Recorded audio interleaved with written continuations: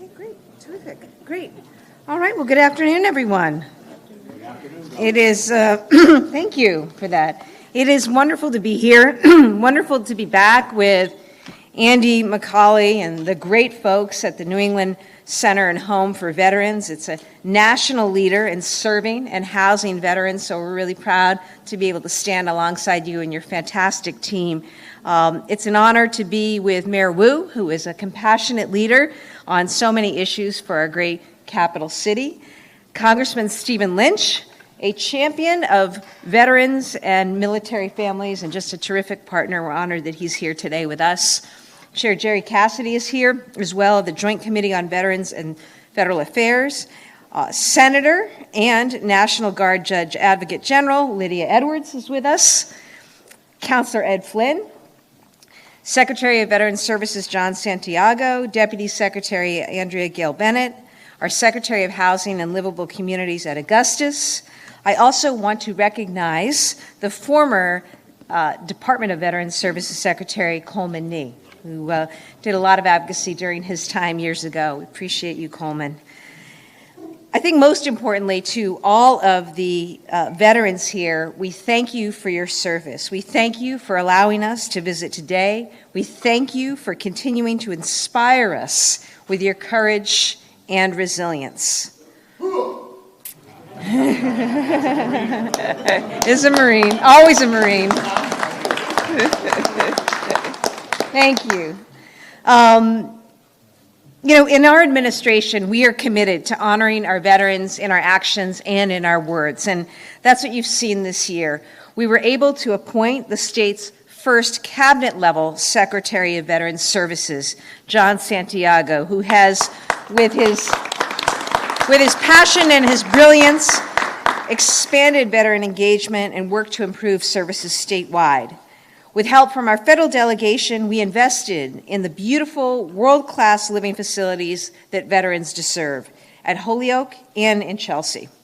We created a Veterans Equality Review Board to help make sure that all veterans are getting the federal benefits that they are entitled to. And we filed the HERO Act, the most comprehensive veterans services legislation in over 20 years. It would increase the disabled veteran annuity, expand access to mental health services, remove the fee for the specialty veterans license plate, and so much, much more. So we look forward to working with our friends in the legislature, right, on that.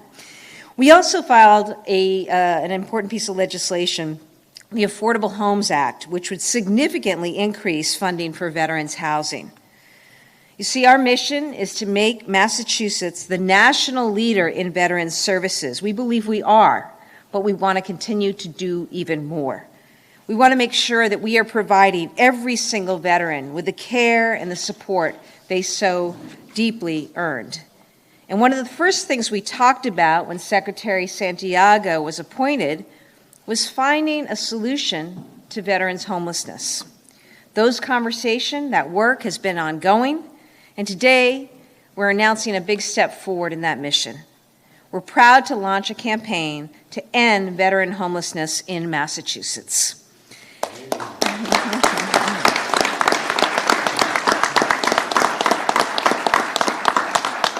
At $20 million, it will be the largest investment to end veterans homelessness in our state's history.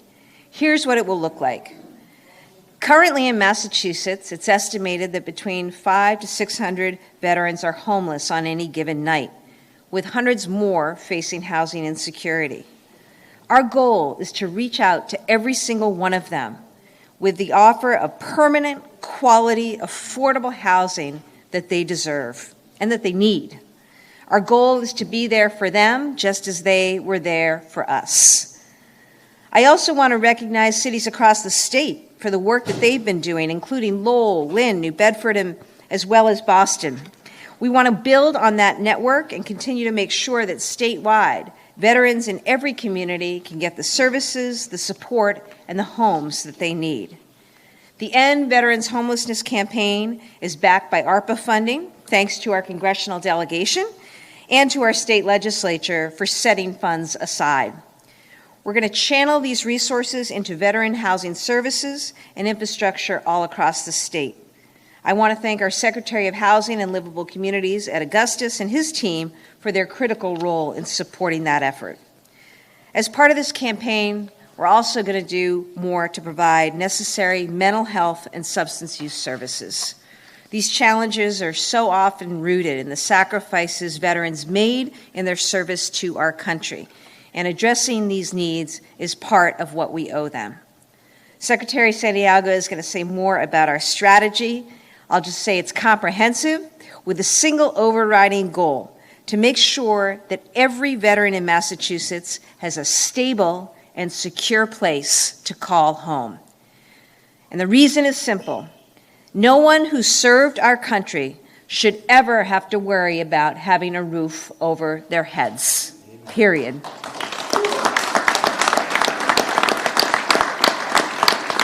This is something everyone here believes in. This is a belief that we're going to act on together as a state. It's our shared commitment to restore and ensure dignity, to provide hope, and to keep a promise to our veterans that they will never be forgotten or left behind. Thank you, everyone up here, for your continued partnership and your support. And it is an honor for me to now introduce someone who has helped make this very campaign possible, as well as provided such incredible assistance and support to families across Massachusetts, and that is the Honorable Congressman Stephen Lynch. Thank you, Governor. Thank you. Thank you very much, Governor, for that kind introduction. And I want to thank all of our veterans who are here today for your service to our country, not only for your own courageous service, but the example that you provide to young men and women who wear the uniform today in active duty, whether that be in Syria or Iraq or Afghanistan or anywhere across the globe. Your example really continues to inspire them, so thank you to all our veterans. I do want to say a little bit about the way the American Rescue Plan Act worked. So following the pandemic, or in the midst of the pandemic, really, we realized that businesses and states were not generating the tax revenue that would normally sustain some of the programs that we are committed to funding. And so at the federal level, we made a decision that we would fund the states with ARPA money. But rather than telling people what to spend the money on, we said to our governors, we're going to allocate this money, but it will be your discretion. It'll be your decision and your priority that will decide where this money will go. And we said that to the governors. We said that to our mayors and state legislatures. And I am just so grateful that when we sent federal money back to the states through ARPA, that our governor, our mayor, our legislature had as a priority, a major priority, the welfare of our veterans. Not only to put a roof over their head, but the wraparound services that some of our veterans need. You know, we had a model of service in Iraq and Afghanistan that was unprecedented, where we had millions of veterans from across this country who were serving multiple tours of duty. I remember one of my last visits to Afghanistan, I sat with a small platoon of Army and also some Afghan loyalist soldiers. And I asked our men and women, I said, which tour are you on? And I said, how many here on their first tour? And a few of them raised their hand. How many are on their second tour? And a few more raised their hands. I got all the way up to 7 tours of duty before I ran out of riflemen in that platoon. So the idea is that multiple tours like that has a traumatic effect on young men and women in uniform. And so the need that we're addressing here is long-term need. As those veterans age, no doubt some of the trauma that they experience will present. And they'll need medical care, psychiatric care. They'll need a place to live in many instances. And again, I'm just so grateful that that our leadership here at this state level identified the needs of our veterans in, you show your priorities by where your funding goes. And the fact that Governor Healey is directing this $20 million, that's a huge chunk of ARPA money, to homeless veterans.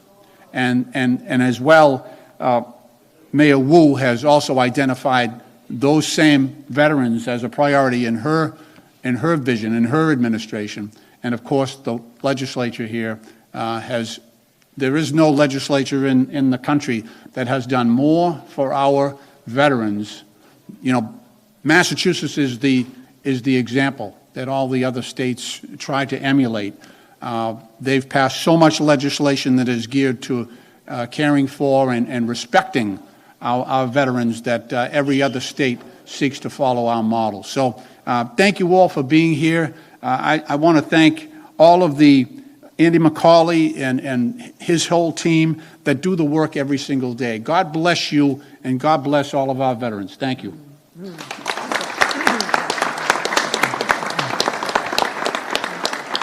Thank you, Congressman Lynch. Good afternoon, everyone. Thank you. It's great to be here among so many veterans, advocates, friends, and allies of the veteran community. Thank you, Andy, and your staff for doing all what you do day in, day out. You are the epitome of what it means to support and serve our veteran community, and you set the standard here in Boston, and we are grateful for what you do and what Lena do each and every day. Congressman Lynch, thank you for your unwavering support for our veteran community for decades and for bringing home those federal dollars so we could put them to good use here. Mayor Wu, since our days supporting Puerto Rican veterans in the South End, and Councilor Flynn, you've been an advocate and an ally, and it's great to be with you all. And to my former legislative colleagues, I learned in the State House how to support veterans at a policy level, and those lessons have stuck with me every single day. And I'm grateful for that partnership and for our continued work. As Governor Healey outlined, today is about taking another big step in our mission to honorably serve those who served us.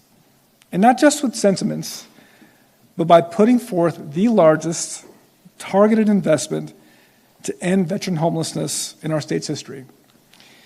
Today's announcement builds on the Healey-Driscoll administration's commitment to lead the nation when it comes to veteran services. I'm proud that we've enacted the most significant investment ever in our state budget when it comes to veteran services. I'm proud that we secured federal funding and broke ground on a brand new, soon-to-be brand new, Holyoke Veterans Home, and we just finished construction at the Chelsea Veterans Home a couple of months. Both homes are going to double today's residential capacity in just a couple years. And I'm proud that we are engaging more and more veterans each and every single day at our office, at the Executive Office of Veteran Services. But there is still so much more to do, especially when it comes to housing.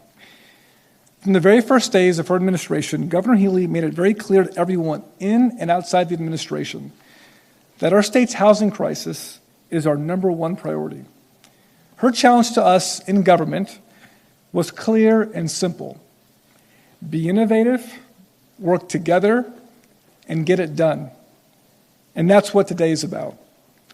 Under her direction, we began formulating a plan to really end veterans' homelessness as soon as possible, and sought to do so in a collaborative fashion with federal players, our nonprofit providers, anyone who's supporting our veteran community, because that's the only way we get big things done.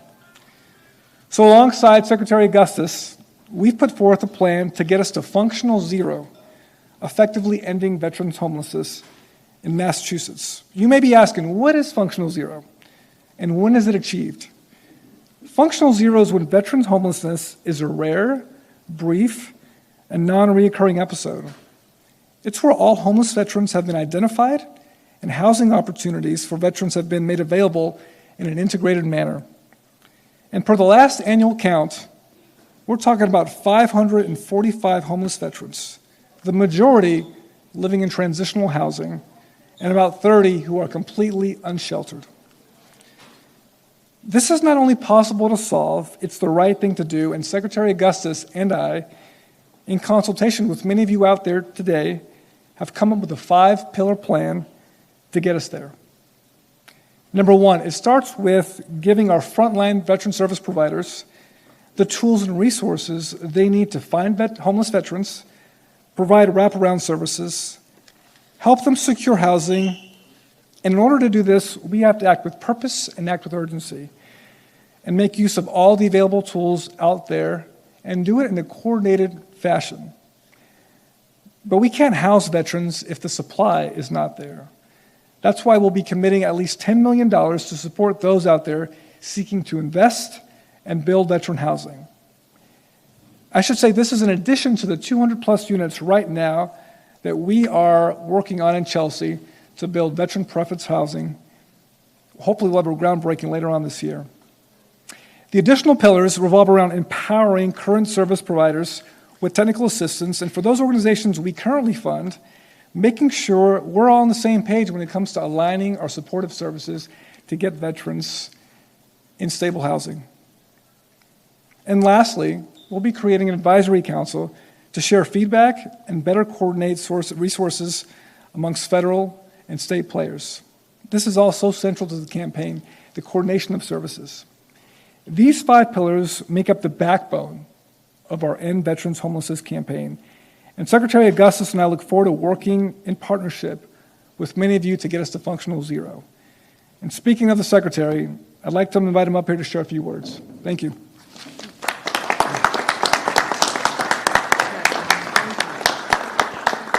Thank you, Secretary. Thank you, Governor Healey, for your leadership on ending veterans' homelessness in Massachusetts. From day one, the governor has prioritized housing. Her mission has been clear: lower the cost of housing and create more units. And I want to thank Secretary Santiago for his partnership in this endeavor. And I want to thank you for your service to our country.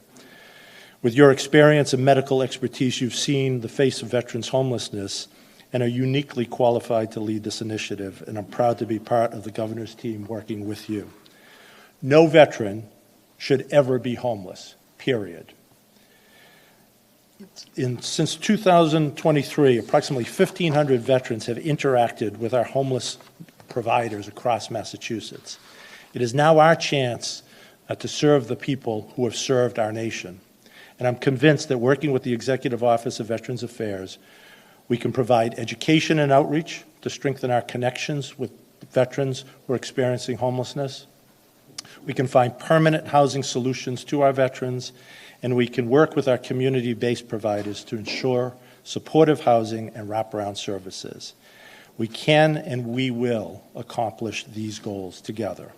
I'm proud to work with these leaders and proud to introduce Mayor Wu, who's been a strong housing advocate and a great partner to end veterans' homelessness. Mayor Wu.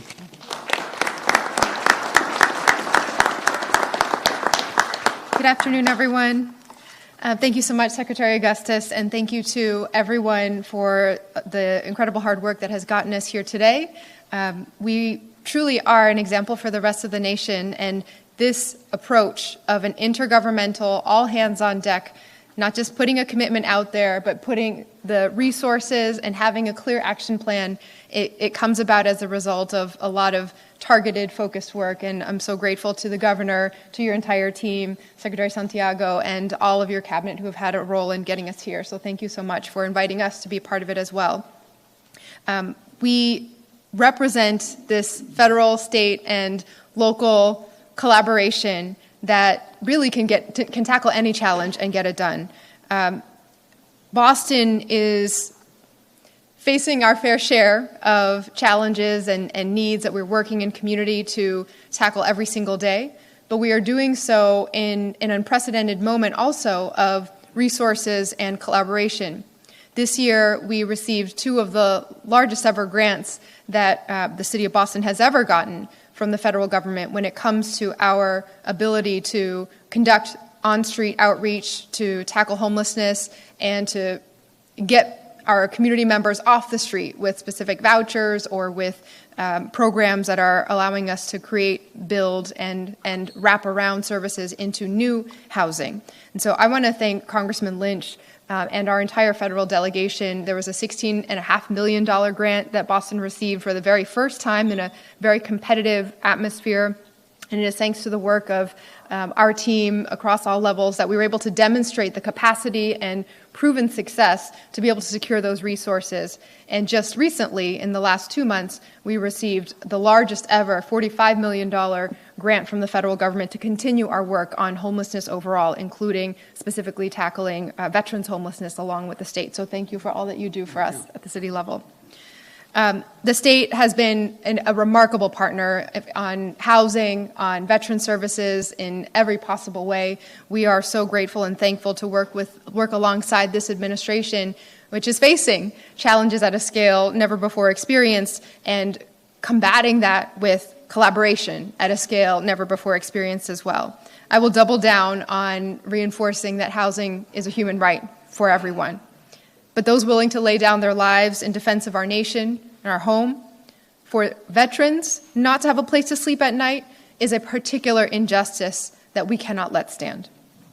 And that's why I am especially proud today to stand here with this team, legislators, administrators, leaders, community members, to stand behind the governor's plan for making deeply needed investments in housing, in mental and behavioral health treatment and supports, in resources for substance use, in basically taking down every single barrier that might exist for veterans to access the housing, the community, the stability that they deserve and that we all benefit from. We are proud to be partners in this work at the city level. I'm joined here today by members of our team at the local level as well. We have our Chief of Housing, Sheila Dillon, our Chief of Human Services, Jose Masso. Thank you for all that you and your teams do. Our Veterans Commissioner would have been standing right here in line to beam very proudly about this, but Commissioner Santiago is actually in D.C. advocating and working alongside veterans from Massachusetts at the Veterans of Foreign Wars Convention in D.C. So we thank Elliot for representing the team as the Community Relations Specialist here from the Veterans Commission. And thank you for all of that work on the ground that has really shown how Massachusetts and Boston can lead in tackling the specific barriers, person by person, community by community. Taken all together, our efforts have collectively resulted in a 50% reduction in the number of veterans experiencing homelessness in Boston over the past decade. And we are nowhere near satisfied with that number. We're even prouder and more determined to be part of this broader mission represented by the leadership here today, and with today's announcement to end homelessness for all of our veterans. So I want to thank U.S. Navy veteran, President and CEO of the New England Center for Homeless Veterans, Andy McCauley, for hosting us, for being such a strong partner. Our stand-down event on City Hall Plaza was bigger than ever this last year, and we'll look to continue bringing those services directly into community. Am I introducing Andy or Lydia? Yeah, bring Andy. Okay, so I get to proudly invite up our host for today and such an important leader for the entire city and region, Andy McCauley.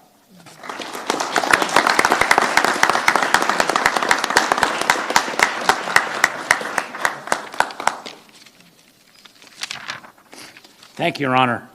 Congressman Lynch, Your Excellency Governor Healey, Your Honor Mayor Wu, Senator Edwards, our senator, state senator, legislators, Secretaries Augustus and Santiago, guests, visitors, partners, supporters. On behalf of the New England Center and Home for Veterans, its board of directors, represented today by Colonel Gary Correa, United States Marine Corps retired, its dedicated staff, and most importantly, its veteran residents and all veterans. I want to welcome all of you here. I want to convey our collective gratitude for your leadership and support of those who have served. The New England Center and Home for Veterans mission, its sole focus since its founding here in Boston 35 years ago, has been to support veterans who experience challenges in their lives following their military service. Although sited here in Boston, the center serves veterans from throughout the Commonwealth. And although located here in Massachusetts, as Congressman Lynch will attest, the center serves veterans from across the nation. I personally have had the privilege of being part of the center team since 2011, some 13 years now. I actually am originally from here in Boston, born in Dorchester, and grew up largely on the South Shore. I spent the first 17 years of my life before leaving for the Navy in 1976 and returned to Massachusetts after active duty. So now I've lived almost half my life here in the Commonwealth of Massachusetts. However, more than half of my life was spent in a Navy career living and serving across the country and around the world. And I can say with absolute conviction, and certainly from personal experience and observation, that this state, as was originally proposed to me by then Secretary Nee, that Massachusetts leads the nation, and the city of Boston lead the nation in honoring and supporting its military veterans. Massachusetts leads in supporting veterans because its people understand the importance of and the sacrifices inherent in military service. In Massachusetts here, they understand the obligation that we, as a community and as a nation, take on when a young person raises their right hand, and as all the veterans, you veterans here have and known in the past, pledge potentially your all to support and defend the Constitution and the freedoms and principles that we as a nation hold most dear. Massachusetts leads in supporting its veterans because of the commitment of its leaders and public officials as exemplified here today at the national level, the state level, and here in the city of Boston. Governor Healey, thank you from the center, from all veterans for initiating this comprehensive campaign to ensure that Massachusetts is able to achieve functional zero in homelessness among veterans.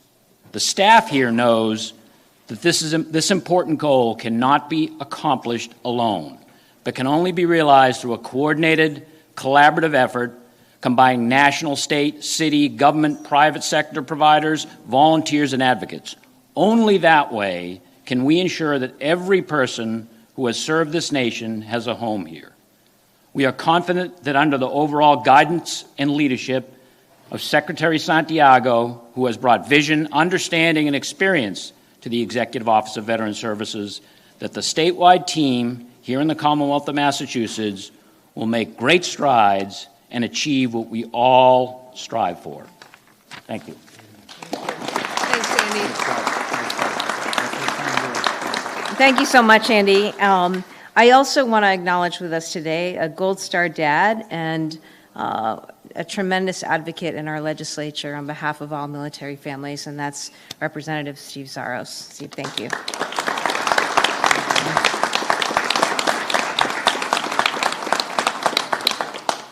And rounding out today's program is a service member herself, a colleague in government in the legislature, and a state senator, Lydia Edwards. Thank you. Thank you all. I wanted to, again, echo the thanks and gratitude to the governor for your leadership, to Mayor Wu, to Congressman Lynch, to Secretary Santiago and Secretary Augustus. The team is strong. We are integrated as colleagues right now, and I want you to know at all levels of government, we have an alignment when it comes to veterans. We believe in the dignity, we know the sacrifice, and we also know, more importantly, that when we think of the individual veteran, there's a whole wraparound family, partner, children that also is part of the package deal as well. I'm a military brat. My mother, well, I'm not a brat anymore, but my mother, but I'm military. My mother served in the military for 23 years in the United States Air Force. On October 30th of 2023, I commissioned directly into the United States Army National Guard, and I'm a JAG officer, first lieutenant. I did so in part because it's part of my family. It's what we do.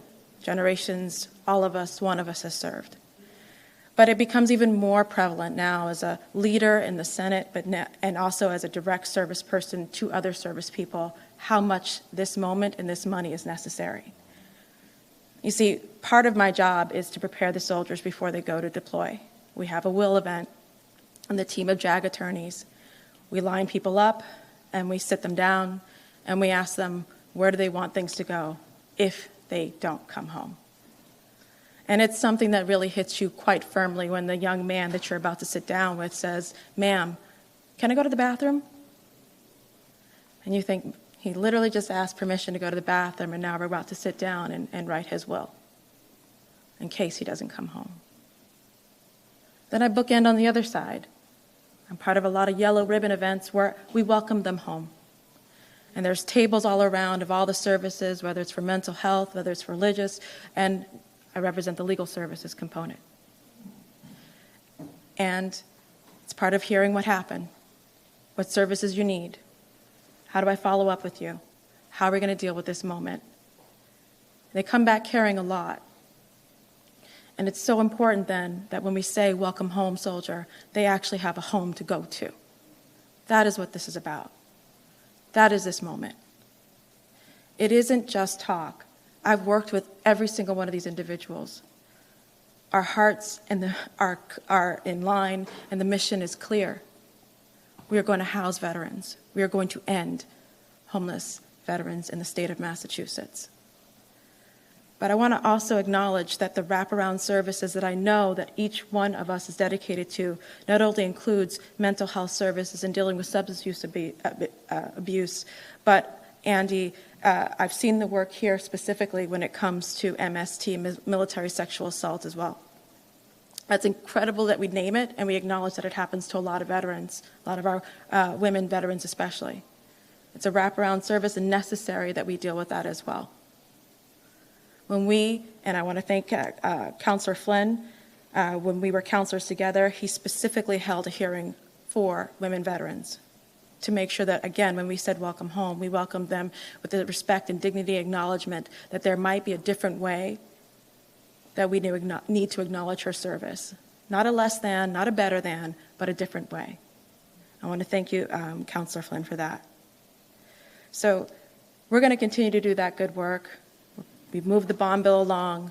We have a lot to get done. And I just want to give a shout out again to all the veterans, but there's another set of people who also serve while their loved ones are serving abroad, and that's their partners and the children. I've been one of them. We can't forget about them. Housing that veteran also includes them. So I appreciate also when we think about the housing, the units, not just small one SRO units, but looking at family housing as well for veterans, because it's a whole unit. So welcome back to all the veterans, and we will continue to make sure you can actually have a home to go to.